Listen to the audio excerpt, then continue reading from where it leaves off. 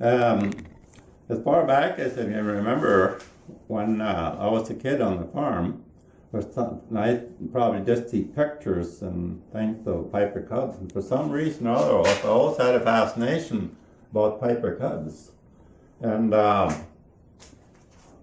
when I was building models, the first Piper Cub model I built was this one in 1940, and I wanted to restore it again and bring it back to what it looked like in 1940. So that was the first Piper Cub model I built. And then later on over the years, I built one more. This was an old one that's process of being restored. That was built in the 50s, somewhere in the 1950s. And I partly finished with that restoration. One wing is there, and I got to put new covering on it. I bought a new engine for it and some new wheels, and so I went that. And then the other model I built. The other model that it built is the big one. That's new. That's the quarter scale with a 9-foot wingspan. And that's a SIG model. So then I was in high school. I was probably maybe a senior in high school. I thought I started playing flying lessons. So that's the first. So I was taking flying. Most of my flying lessons were in a Piper Cub. It was probably maybe a 1939 model, because one of the early ones that had a 65 horse engine. They started out with 40 horsepower, and then they went to 50 and 55 and 60. And then they ended up with 65 horse. That was a 65. It was probably a 39 or 40 model. And that first airplane I flew, and that's the first airplane I soloed, was a Piper Cub. And how old were you? What year? How old were you? When I was flying, when I soloed. Was actually in 46. Yeah, 1940s, early in 46. The Piper Cub I flew in 1941 when I was still in high school.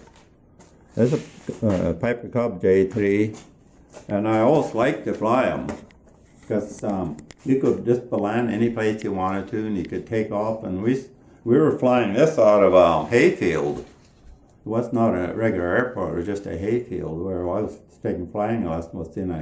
Was in a hayfield actually, and we had a gas station along the road there. And we used to gas the airplanes up the same place we gassed up the cars. And so that's why I got started with the Cub. And then I flew other people's Cubs. Folks just had a Cub. I used to fly that sometimes. And then we did a little fox hunting, and I used to fly for a guy that hunted fox. I did some of that. And then the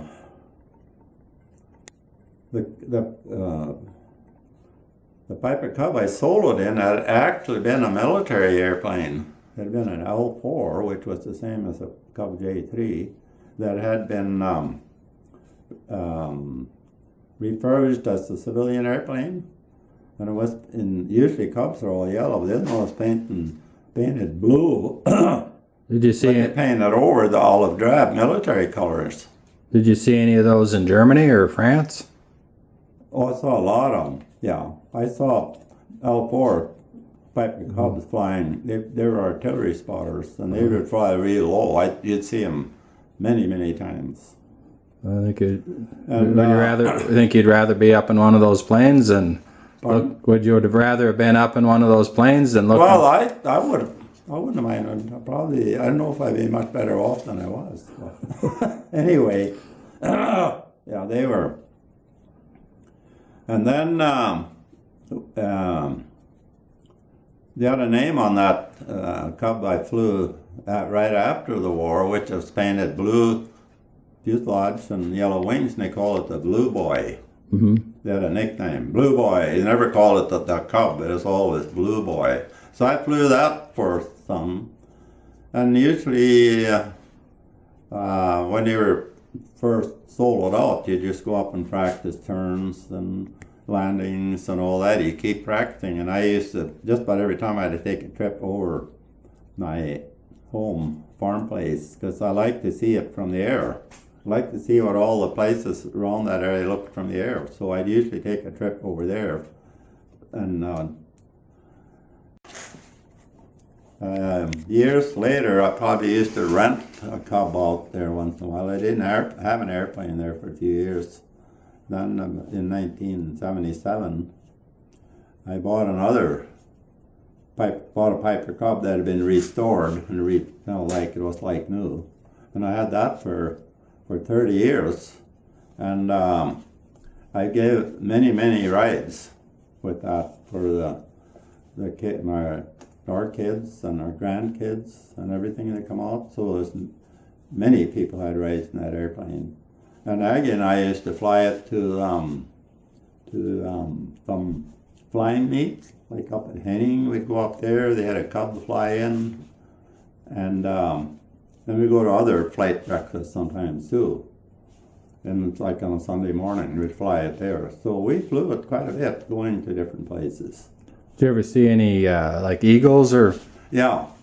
Yes, we were, I remember one time, that's probably one of the last times we flew, was in the Minnesota Valley between there and Granite Falls. And we used to take a trip there, sightseeing up the valley, see what you could see. And one time there was a few eagles circling around by there's like a bluff there that drops down into the valley, and there's updraft there all the time. And the eagles just go in there and they'd circle and soaring up and down the valley. So we thought, I wonder if the airplane will work in those updrafts. So we went over there and we got in close. It seemed like the eagles, I didn't really mind at first. They kind of started moving over, they're wondering. And we tried to see what uplift, and it was just weird. The updraft would even lift the airplane. You'd get in an updraft and you could even pretty light. The power off nearly, and the airplane just keep going up and up and up and up, circle. Then you'd run out of an updraft, and then it would start settling back to Ghana, and you keep going away, you'd probably hit another one, and that's just what the eagles were doing. They were soaring along, and they'd go to one and they ride that one for a while, and then they'd move over and they'd find another one. It was kind of like the wind comes over the bluff, and then it forms an updraft on the edge of the bluff. So that was really interesting. Would that work with a bigger plane? Probably not. It might, because you see, even in an airline, they hit this updraft once when you get a bump. When it's riding rough, that's usually updrafts.